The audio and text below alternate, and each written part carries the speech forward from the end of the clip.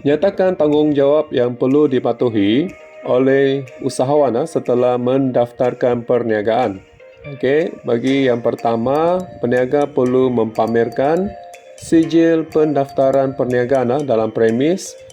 Yang kedua, peniaga perlu mempamerkan papan tanda perniagaan. Yang ketiga, peniaga perlu menunjukkan ataupun memasukkan nama perniagaan dan nombor pendaftaran dalam dokumen. Yang keempat, peniaga perlu memperbaharui sijil perakuan pendaftaran bagi setiap tahun. Yang kelima, peniaga perlu mendaftarkan jika berlaku sebarang perubahan maklumat perniagaan, dan seterusnya jika perlu, peniaga perlu mengisi borang bagi menamatkan pendaftaran perniagaan. Jelaskan kepentingan ataupun berikan kelebihan menyimpan dokumen perniagaan dalam organisasi perniagaan. Yang pertama, dapat memudahkan rujukan. Yang kedua, kelebihan dapat menjadikan sumber rekod penyediaan akaun perniagaan. Yang ketiga, merupakan bukti urus niaga telah berlaku. Yang keempat, kelebihan menyimpan dokumen sebagai rujukan pada masa hadapan untuk perancangan. Dan seterusnya, kelebihan dia dapat mengingatkan peniaga tentang hutang perniagaan. Dokumen slip bank merupakan apabila peniaga telah memasukkan wang ataupun cek ke dalam akaunnya, pihak bank akan mengeluarkan slip bank sebagai rekod untuk buku tunai.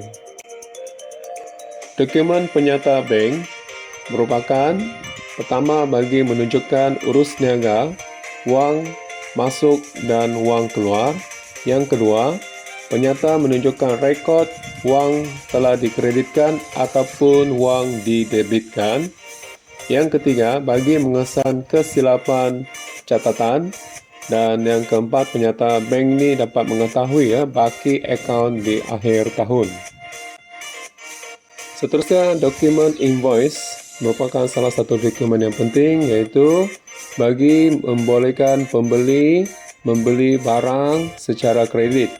Yang kedua, menunjukkan ataupun mengandungi jenis dan jumlah barang yang perlu dibayar. Dan yang ketiga, terdapat dua salinan. Yang pertama, salinan asal untuk pembeli dan salinan kedua untuk penjual. Dokumen nota debit menunjukkan yang pertama, memaklumkan pembeli tentang hutang telah bertambah. Yang kedua, menunjukkan telah berlaku terkurang charge dalam invoice asal. Yang ketiga, menunjukkan butiran tertinggal rekod dalam invoice asal. Dan yang keempat, terdapat charge tambahan yang dikenakan.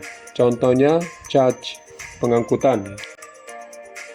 Dokumen nota kredit menunjukkan yang pertama, memaklumkan pembeli tentang hutang telah berkurangan. Yang kedua, menunjukkan berlaku terlebih charge dalam invoice asal. Yang ketiga, menunjukkan kuantiti barang dikurangkan. Dan yang keempat, menunjukkan memulangkan barang yang telah rosak ataupun tersalah hantar, tersalah model. Dokumen voucher pembayaran.